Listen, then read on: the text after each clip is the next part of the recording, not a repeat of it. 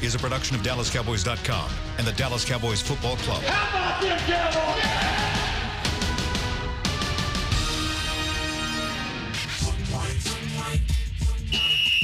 Let's go, baby. Are you ready for a break? Yes. Are you ready for a break? Absolutely. Ready for a break?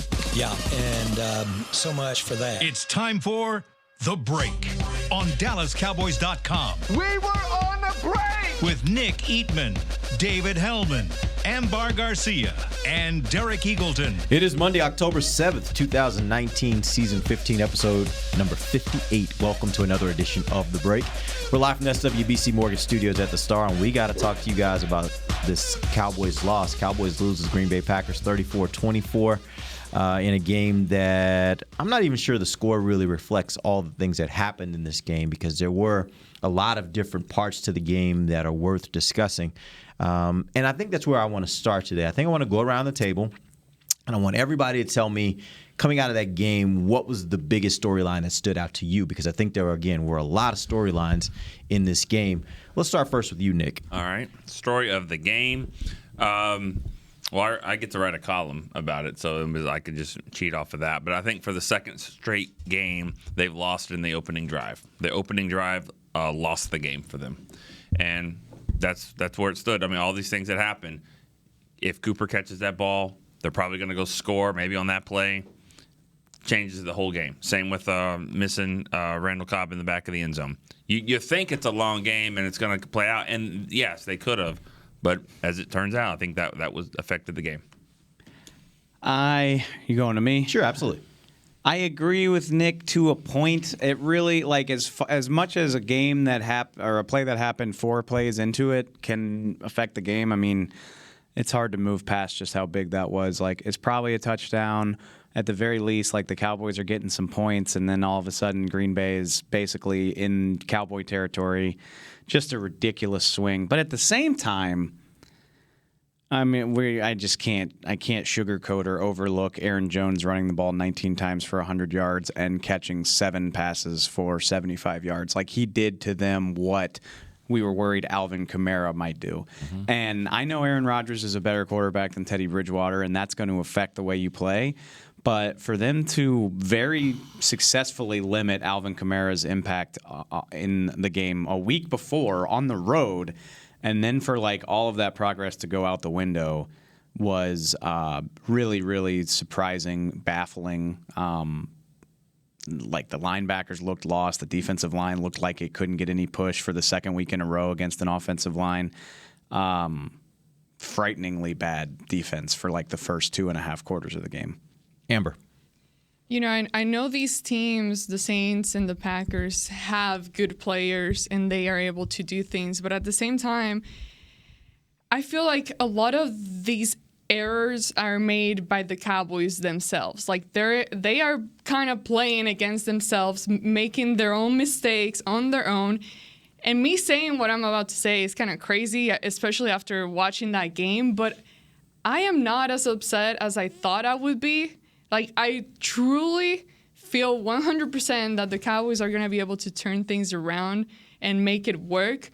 I am more upset at the fact that they played such a crappy game and now we have to talk about it all throughout the week and figure out, okay, well, Kellen Moore, what the heck are you doing? Okay, why is Ezekiel Elliott not running the ball more? Which, one of the things I did expect him to have a bigger presence in the game. And it's kind of surprising that we're 5 weeks into the season, and I still feel like sometimes I forget about Zeke. Like, I feel like I don't notice him on the field, and it's crazy to me when you speak about a team that has relied the amount of times that they did last year, and now they're trying to rely on the passing game more. So that's kind of mind-blowing to me. But and the fact that we didn't really see Pollard. He kind of disappeared as well. They didn't really use him as much. And this was a game that I thought the running game was going to be able to get going, but it didn't. So, I don't know. It's just a weird – I feel just so weird about this team right now. It's like they're trying to figure themselves out, and they just haven't clicked just yet, but I know they will. All right. That was actually, there's a lot of stuff and you guys hit all of it. And that's why I wanted to take it that route, because there was so much in this game that you could take from it. And I think when we all look back on this 5, 6, 7, 8 weeks from now, we probably all will have different reads on what we learned from this particular game, because I think there were a lot of things to learn. So let's unpack a little bit of this. Let's start first with Dak Prescott. He goes 27 of 44, 61% completion rate, 463 yards, 2 touchdowns, 3 interceptions, and then an 83.8 quarterback rating. How do you guys in your minds reconcile that performance for Dak? Because you look at the 463 yards and you're like, oh my God, that's huge, that's great. But then you also look at the 3 interceptions, 2 of which you probably put, at least 1 you definitely put on him. Probably 2, you say he probably made some bad decisions. How do you reconcile this? I don't have to. He said he played a bad game. Like he threw 3 interceptions. He says, I don't care about the yards. I don't care about the touchdowns. That's not going to get it done. And I completely agree with him. I'm like cool beans. Really, you mean they did a great job of fighting back into it. That can't happen. And I think anybody who follows my work or what I say knows what a big fan I am of Dak. But I thought he played a bad game. The interception to Sullivan over the middle was, terrible. It was a terrible decision. He didn't see him at all. I can't get over the pick he threw in the end zone to Cobb that got waved off. Like there was saved him. Absolutely nothing there. Just an unconscionable decision by a Pro Bowl quarterback. And he, the dropped pick to Cooper that we already talked about, that is a drop. That is on Amari Cooper. At the same time, it was not a great ball, but considering that he was wide open. He didn't play a good game. He had good stats. He didn't play a good game. That's fine. I mean, I agree with all that. All right. Sorry. I mean, no, that's okay. I mean, it was like he was playing without thinking. Like he was just out there running around, throwing the ball, making decisions without really fully thinking it out. Like, I don't know. He was kind of relying more on luck, maybe, rather. I don't know the right word to. I think he pressed. Once he realized that the defense was the defense was getting their ass kicked, I think he really pressed and said, I'm going to have to do this. And, it helped a little bit, but he was uncharacteristic. But it wasn't too long in the game did you realize that they're not going to beat Aaron Rodgers. They're not. The only thing that slowed down Aaron Rodgers was time. Like once they started happening. Because if you really look at it, this was week 2 against the Redskins. I just told this to Rob. This is the exact same game as the Redskin game. And no one thinks that the Redskin game was really close. They kind of had them. They controlled them. They came back and scored late, won by 10, but really they won. Same with the Packers. They're probably saying the same thing. We kicked their ass. Yeah, they came back, but we won by 10. We won. And that's really the same type of thing. Yeah, I hadn't thought about that, but you're right. Like, the Redskins probably thought about that game like, we got back into it. We fought. Anybody that watched that on the Cowboys side is like, no, that's not what happened. And honestly, we work for the Dallas Cowboys. We prefer it when they win. That's all obvious. But they didn't deserve to win this game. And honestly, like, in terms of like being fair, it's probably for the best that Dak threw the pick to King and Maher missed the field goal, because like they don't deserve for this to have been a 34-31. Like, oh my God, they were so close. But that's also why they got their butts kicked. Those 2 moments are also the reason why I don't give them a ton of credit for fighting their way back in. First of all, I don't give credit for just fighting your way back in, because guess what? That's like saying I take care of my kids. Like, that's your responsibility. You don't get credit for doing what you're supposed to do. The point, though, is they didn't. Those 2 moments in that time when they were trying to fight their way back into the game told me that you still can't get out of your own way. And so it still was a microcosm of what they'd done the rest of the game. Yeah, they had success. They moved the ball, but they weren't able to get out of their own way. Even in the quote-unquote comeback stage of the game, they were still making unforgivable mistakes. Right. It was a rough day. All right, so let's move on. Let's talk about Zeke. You mentioned Zeke, and it's ironic that you mentioned him in that way, because I was having a conversation with my wife last night, and she kind of had a similar take, like, where's Zeke? Like, he got all this money. I was just expecting the Zeke that's going to be, like, blowing up every week, and that's not what we've seen, particularly the last 2 weeks. Although, when you look at the game yesterday, they actually were running the ball pretty well, and really well, actually. Earlier in the game, he ends up with 12 carries for 62 yards, 5.2 yards per carry, and a touchdown. That all being said, I'm sorry. You even said in the press box that when we look back at this game, let's not look at this end of the first half. Remember? Yes, I know. You're like, we got to take these 2 plays out because he I know. caught himself. He's like, tomorrow we're going to be talking about him and like, remember the end of the. And how many plays was it? It was 3 plays, I want to say. 3 runs he had there. 3 runs. And it was probably maybe 25, 30 yards, which is probably half of his production. He got 21 yards on the final possession of the first half. Okay, so those are 3 carries, right? 2. 2. I'm looking at 2 on the on the very last. That's right. It was All right. 2. So 2 carries for 21 yards, right? You look at that though, and I guess looking at it overall, do you think the Cowboys are getting from Zeke what they need to get from him, or do you think that there are other factors? Obviously, the game got away from them; they had to get away from the running game. Last week, the offensive line just wasn't performing very well, and I put a lot of that on them. How much is it those other factors, and how much is it do you put on Zeke? Even before the score got lopsided, game starts. Zeke for 2, Zeke for 12, Zeke for 12, Zeke for 6, called back by a penalty. Zeke for 17, called back by holding. That was huge. That was a big Tavon Austin. Wow. And he didn't even have to. I mean, I understand how much money they gave the guy, and I guess you'd like to see a little bit more. They got him involved in the passing game. He caught a great ball on that wheel route, which why Aaron Jones is going 7 for 75 and Zeke can't do anything other than catch very basic looking screen passes. I don't know. I don't get why that's a thing. And he showed you in this game that he can hurt defenses 20 yards downfield, but they're not interested in doing that for whatever reason.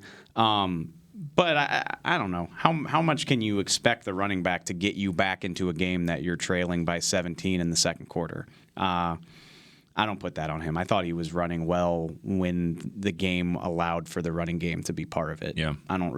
I don't think I wasn't talking about like. I'm not taking a shot at you. I know, but just to make sure, it's not his performance as a player. It's more as how the Cowboys are utilizing him. You think they're underutilizing him? Yes, it kind of looks to me like it's kind of a second thought rather than him being the core of this offense. Now they're trying to rely more on the passing game. Michael Gallup, Amari Cooper. And when you look at what he was able to do last year, regardless of the offensive line, how they're performing, Zeke is the type of player that can still make plays without the help of other people. Like, he can do things on his own. And last night, when I started watching the highlights and back, I'm like, oh, okay, well, there was Zeke doing these things, But it wasn't something that stands out as you would have expected, especially with him coming in with a new contract. Yeah. The other thing I'll note real quick was Tony Pollard. I'm kind of agreeing with you that they should have used him a little bit more, because there was one series where they brought him in and they just kept feeding him the ball. He had 4 carries for 19 yards, a 4.8 average. And it made me think, okay, sometimes what it made me think is that overall the Cowboys should be able to run the ball pretty effectively. They were already doing it early, as you just mentioned, Dave, earlier in the game with Zeke. When Pollard came in, he was getting a nice flow going there. It just seemed to me like they had success running the ball with either one of them. They just couldn't do it anymore because the game got away from them. I'm looking at the stats. I don't agree with the notion that they didn't get Zeke involved. I'm looking at them and looking at the play-by-plays and, like, where would it have been any different? I mean, a big play in the game was in the second drive. I mean, they get down to the 37-yard line. They scramble 3 yards, a 2nd and 7, and Zeke gets stopped for no gain. And then Dak takes a sack. They don't get a field goal. You go back to all these possessions, and they're running. They're running well, 17-yard run, and then it gets called back. And now they're behind the chains, and they throw an interception. And then, Pollard comes in. But then on the next drive, same. Dak, Zeke, he's running. He's doing well. And then they get another penalty, and they lose 10 yards. And then they ended up having to settle for a field goal. I mean, I think they were trying, like you keep saying. They just didn't get out of their own way. Yeah. I don't want to criticize Kellen Moore too much. I mean, they have 550 yards of offense. Like, he called a pretty good game. Like, yeah. Not trying to quibble about that, but I still, like, the Cowboys are just so rigid and, I don't want to say vanilla, but for lack of a better word, like, just looking at Green Bay, like, Geronimo Allison, He's carrying the ball out of the backfield. Aaron Jones, his best catch of the game was essentially a slant. Like, they moved him out wide and put Jalen Smith on him, and it was like a mismatch all day. He caught it over the middle. Remember, I think it was in the third quarter. You got Mercedes Lewis catching screen passes. And for the Cowboys, it just feels like it's like, this is our running back. He runs the ball, and you don't agree with me? That's fair, because when you think about it, you got Zeke wheeling out, you got Tavon Austin catching a little pop pass, and then faking. And that was great. You got an option on the goal line for 2 yards. Didn't work. True. I mean, but it was different. Yeah, it was different. I mean, I think there were some different wrinkles in there. Some worked, some didn't. I don't know if they have. Yeah, I don't know if they have the tight end. Where's Jarwin? Did he do anything? No. I know he missed a block that was important, but go ahead. Which play? Oh, man. I think it was a run play where he ended up missing a block and got to end up with a tackle in the back. I'll have to go back and look at it. But I remember thinking, because you had said during the game, somebody was asking something about Jarwin. You said, can he even block? And that's what kind of rang to me like, maybe that's It was on why. the show. It was on the show. Like, yeah. are they, is Witten, like, impeding his progress? I was like, well, is he a complete that's what it was. player? Their tight ends aren't helping him right now. I mean, that's just simple. Obviously, Witten's not, what he was, obviously. And, I mean, he's still doing some things, but they don't have that guy that they want. They're trying to get it done with 3 people, and they really don't have it. No. You're right. I mean, like I said, they had 600 yards of offense. I'm quibbling here. But at the same time, even, Tavon, he had the nice little pop pass run, but that's Tavon's role. They're like, this is our gadget guy. We're going to do our gadget stuff with him. Whereas sometimes I feel like other offenses are more fluid in the sense that everybody can do a little bit of everything. And yeah, it was refreshing to see Zeke catch that wheel route, but at the same time, I'm like, he can do these things, and yet it feels rare when he does them. Well, 1st and 25, I mean, that's what you call, right, on 1st and 25. You got to have a 26-yard pass. Yeah, absolutely. The thing about Tavon and having guys, the gadget players, the problem is that no one will believe that it's going to happen if you don't put them out on regular plays. And when you put them out on the regular plays, they get called for holding and wiping out a 17-yard run for really no reason to do that, because he didn't have the experience to go out there and, I mean, just kind of held. He didn't have to, That's what happens. You can't just put him in the game when you want to do some fake stuff. So, all right, let's go ahead and take our first break. When we come back, I want to talk a little bit about this defense. Yesterday, they did not have a good day. We'll talk about that when we come right back. This is DallasCowboys.com radio. While a player could look good on paper, it's when he's out on the field that you really find out what he's made of. That's why the Cowboys rely on more than just stats and scouting reports when building their team. When picking a tractor, it's why you should rely on more than just specs and features. You've got to take it out and put it to the test. The Cowboys did when they named John Deere their official tractor. Experience one for yourself. Visit myjohndeeredealer.com/football. Do you want the most interesting, up-to-the-minute Dallas Cowboys news straight from the Star in Frisco? How about exclusive and on command? That's right, news and nuggets you can't find anywhere else. With our exclusive Cowboys content on Alexa, you can have all the answers, secrets, stories, and more. What's Stephen Jones thinking during a game? What's Joe Looney's favorite pregame meal? We take your questions to Cowboys players and coaches, and you can hear the answers directly back to you. Just say, Alexa, open Dallas Cowboys. Want to use what the pros use? How about the official men's skincare brand of the Dallas Cowboys, Jack Black? Right now, you can get the Jack Black Starter, a curated collection of Cowboys locker room favorites for just $10 with free shipping. The starter includes 4 Jack Black skincare favorites, plus a full-sized intense therapy lip balm. Go to getjackblack.com/Cowboys and use the code word TEAMJB. That's getjackblack.com/Cowboys. The Jack Black Starter, $10, free shipping. The excitement of Dallas Cowboys football is back at AT&T Stadium. The place is going crazy in Arlington, Texas. Don't miss your chance to see the Cowboys live when they host their NFC East rivals, the Eagles, Giants, and Redskins, plus the Green Bay Packers and more. Elliott works his way through and walks the dog. Single game tickets are on sale now. Get them before they're gone. First and goal, quarterback sneak. Prescott pushes up the middle. Touchdown. Visit DallasCowboys.com to get your tickets today. Back to the break. Welcome back. It's the second segment of the break, live from the SWBC Mortgage Studios at the Star. We're talking about the Cowboys' loss yesterday. They moved to 3-2 on the season after a 3-0 start. We'll look at some big picture stuff tomorrow and what that really means across the NFL and throughout the NFC East. But let's get back into the game. I want to talk about this defense. Dave, you mentioned it earlier. Aaron Jones allowed to rush for 19 carries for 107 yards, a 5.6 average, 4 rushing touchdowns. In addition to that, he had an additional 7 receptions for 75 yards, bringing his total number of yards for the game to 182. Why couldn't they stop the run yesterday? Because they were worried about number 12. I mean, he is everything. He is one of the greatest football players the NFL has ever seen, Aaron Rodgers. And no more of this, well, he doesn't have weapons. He makes weapons. He makes them great. You can't tackle him, you can't get to him, and you're worried about everything that he's doing. He knows how to make it work. And they had 10 days to hear that they can't run the ball, and they figured out ways to run it down by the goal line. Their offensive line was really good, but it all starts with Aaron Rodgers. He is absolutely the closest thing to Luke Skywalker that the NFL has ever seen, in my opinion.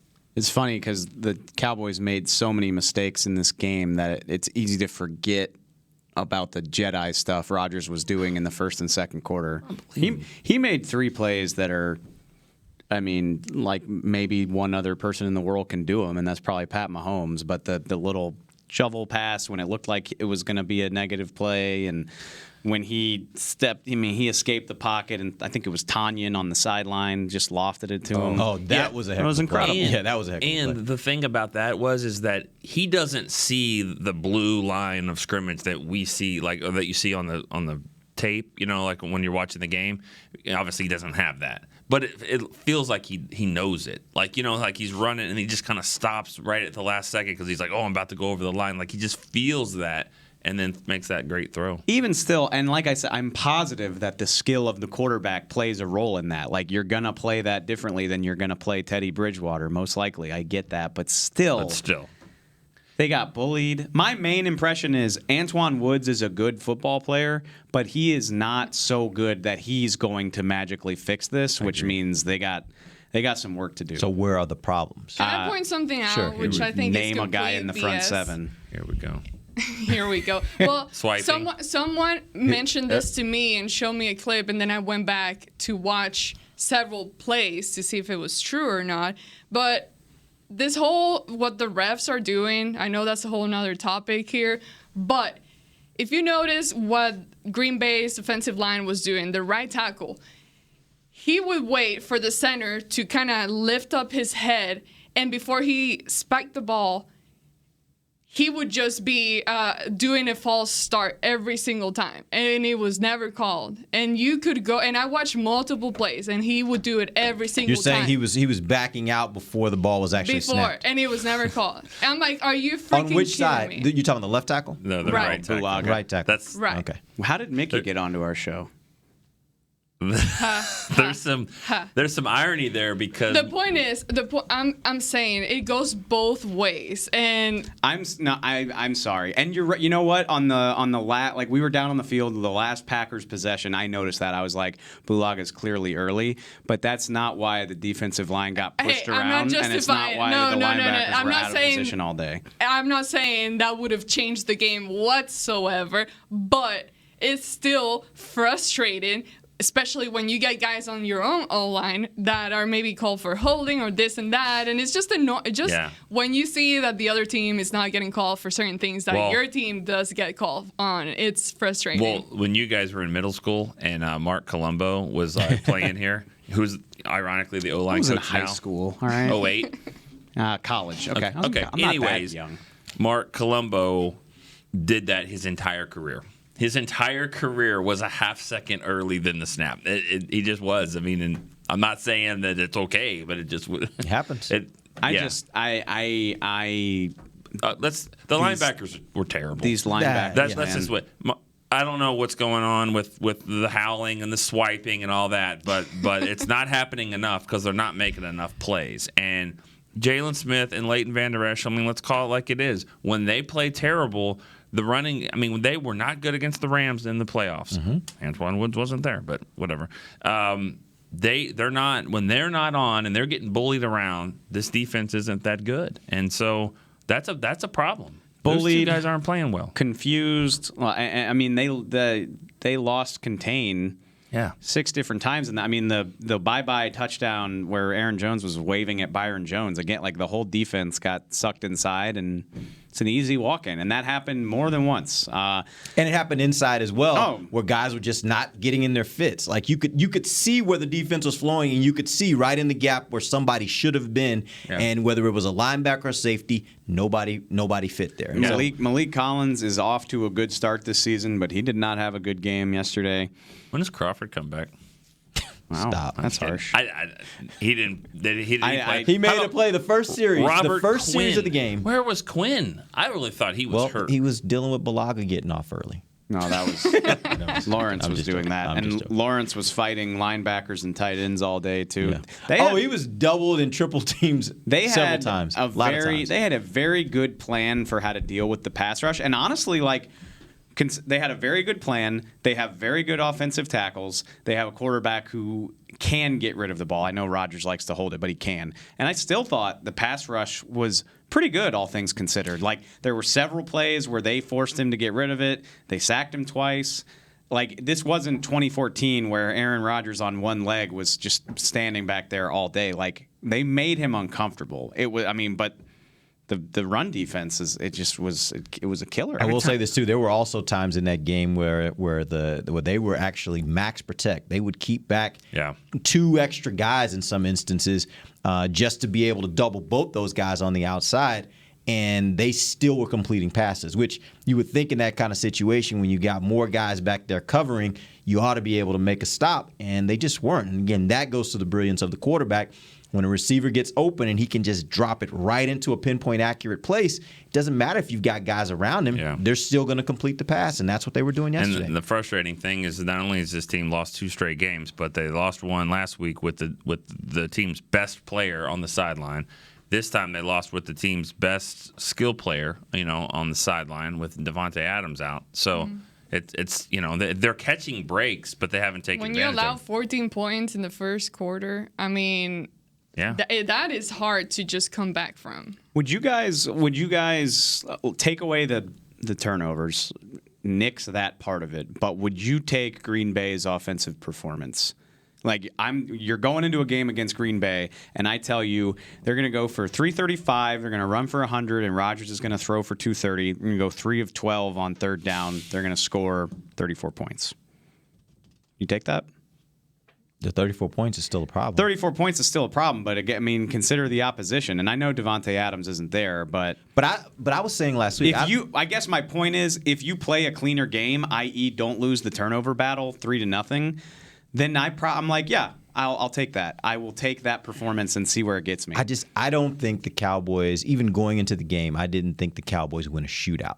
If you're up in the 30 range, I think the Cowboys lose that kind of game because, again, if that means, in my opinion, that means that Aaron Rodgers would not have an opportunity with 30 seconds plus. Anything at 30 seconds, I don't think they win that game because Aaron Rodgers figures out a way to get it done and win the game. So I just think a shootout like that, I think is favoring them way more than if you keep them down to 20 points or 16 points or whatever. I'm being dumb right now because you can't take away the turnovers. But if you don't lose the turnover battle 3-0, then it's probably more like 24, 27 points instead. Let me ask you this. Do you think there was a point in the game, particularly in the first 3 quarters, where this defense was stopping the Packers? They didn't start stopping them until it was 31-3. Right, and that's my point. Yeah. So even if you didn't have the turnovers, they weren't stopping them. They weren't. Yeah, the first drive, but they really weren't stopping them most of the day. I think I said that yesterday. Actually, I was like, you forced 2 punts in the first half. Like, that's a win against Aaron Rodgers as far as I'm concerned. But your offense has to do something with it. Big. And if they had remotely done anything with it,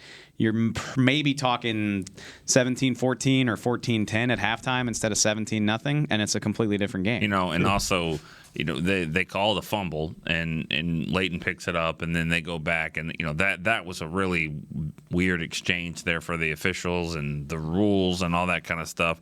That I think the Cowboys, missed a big opportunity there because it looked like it was a fumble. Jerry Jones gave Rodgers credit for that, which I wasn't completely ready to do, but maybe you should. Is he's that smart that he kind of made it look like a pass when maybe it wasn't. Guy doing veteran he's smart, things. man. Yeah, but the NFL needs to fix that problem. I mean, because that's a rule thing that the NFL needs to go in, and they need to be able. What do you mean by that?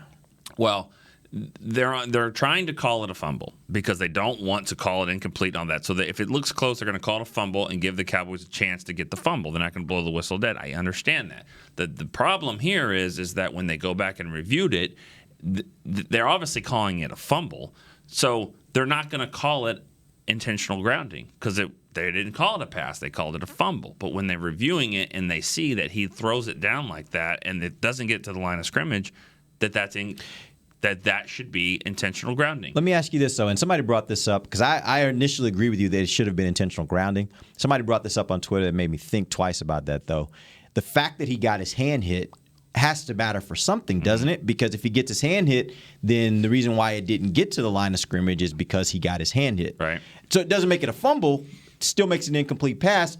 But the fact that he was throwing in the direction of a receiver, I don't know if they would have called intentional grounding on that, even if it was incomplete because of all that.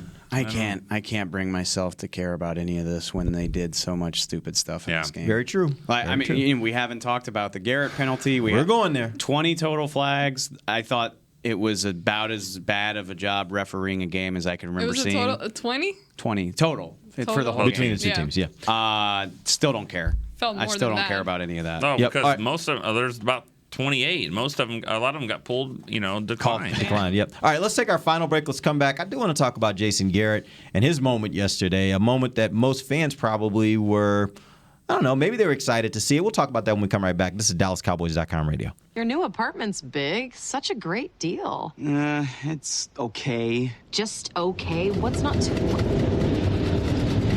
Right above the subway! Well, I bet you don't even notice it after the... That's my neighbor, Angus. A deal that's just okay is not okay.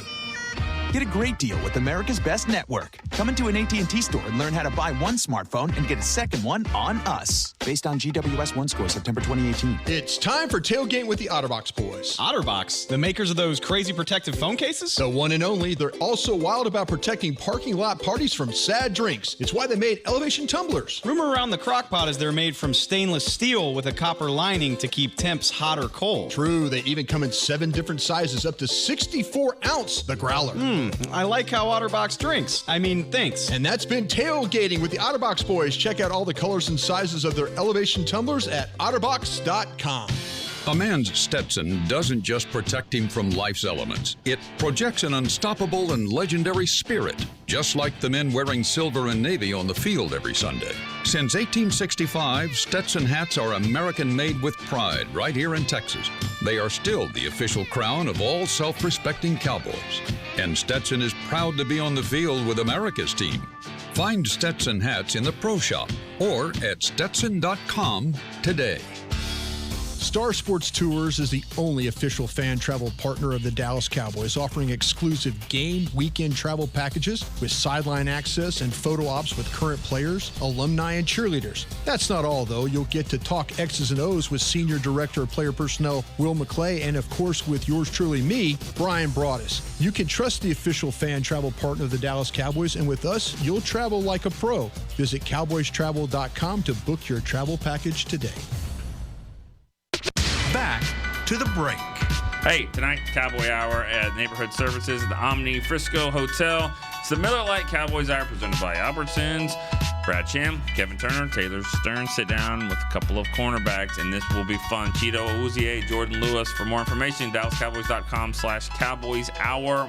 Anytime those two guys are together, even after a loss like that, I guarantee you it will be entertaining. Make sure you check it out. All right, let's get back into this thing. I wanted to talk about Jason Garrett. There was a moment in yesterday's game where, uncharacteristically, Jason kind of just lost it. And that's not something most people are used to seeing Jason. Well, nobody's really used to seeing Jason do that. That was freaking awesome. It was. I actually like to see that Jason Garrett. I actually have seen I've seen video of Jason being a lot more animated in some of his team meetings, and I've always said to a lot of people around here, I really want more opportunities to show that because I don't think fans really know the side of him that a lot of us who've seen some of those videos know.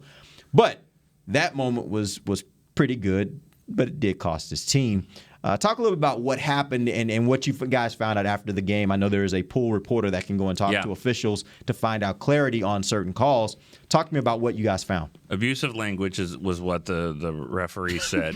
That's what it was. You hear what Jerry said about that?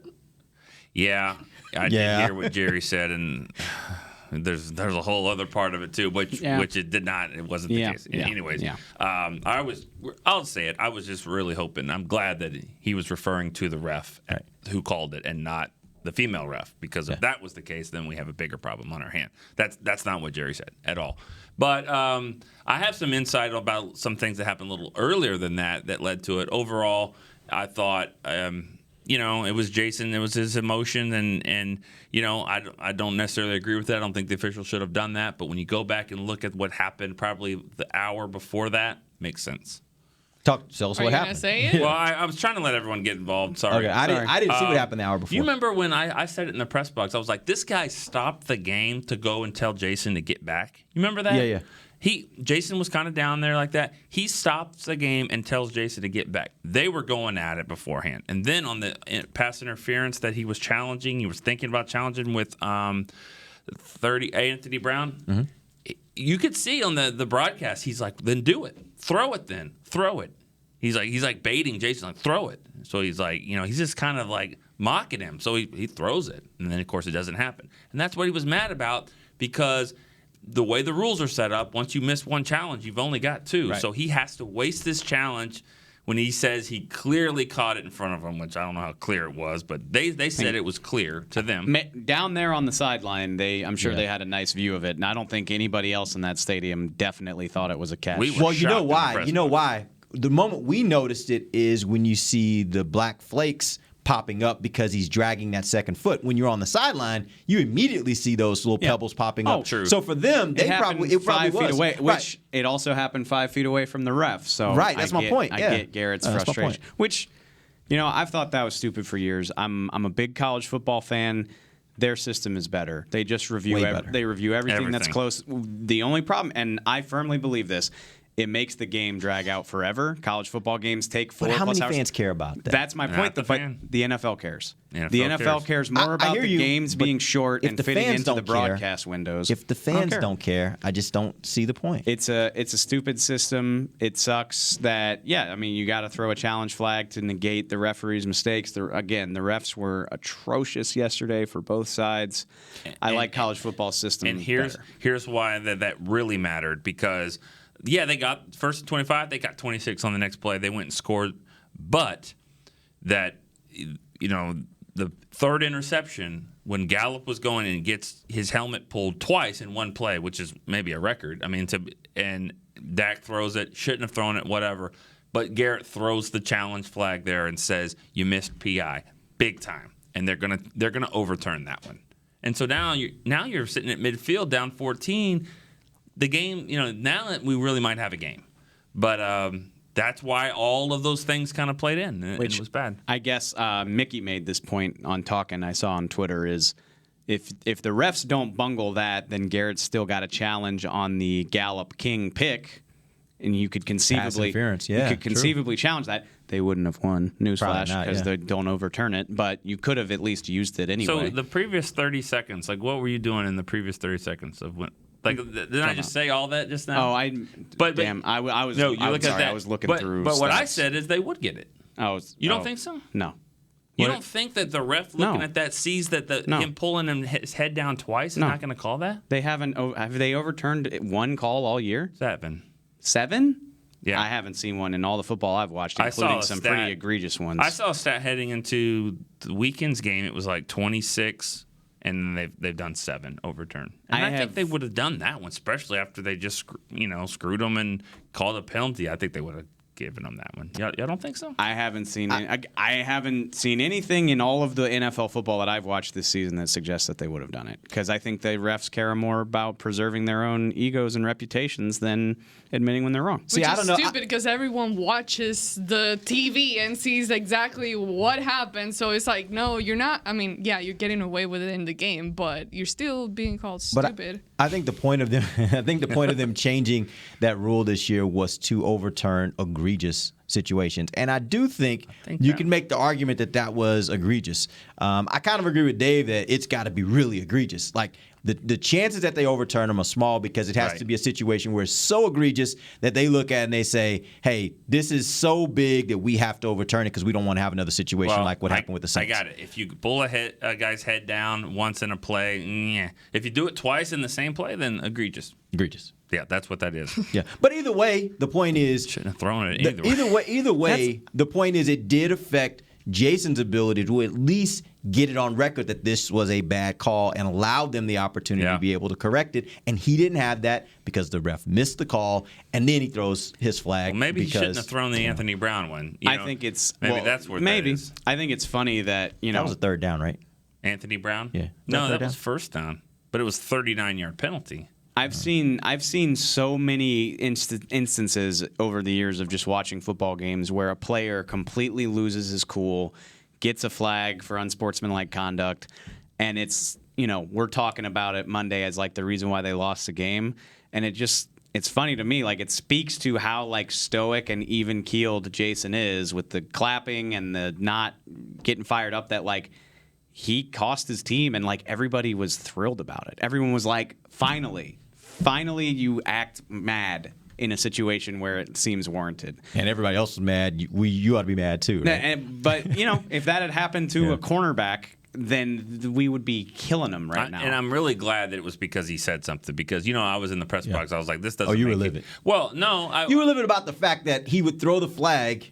I thought he was getting shown. Like, he was mad that he kind of showed him up. Right. But yet his flag hit the scoreboard. Like, he threw it as high as he possibly could to show, oh, no, you didn't, and throws it up there like that. But he must have called him something, Bull Durham. Yeah, he definitely said deserved it. It was a Bull Durham moment. I approve. Wait, you approve of what? Whatever Garrett said. Oh, okay. I thought you were saying you approve of the flag. It was well said. No. I'm sure it was. His face looked like the flag. I mean, he was mad. He had that red emoji one.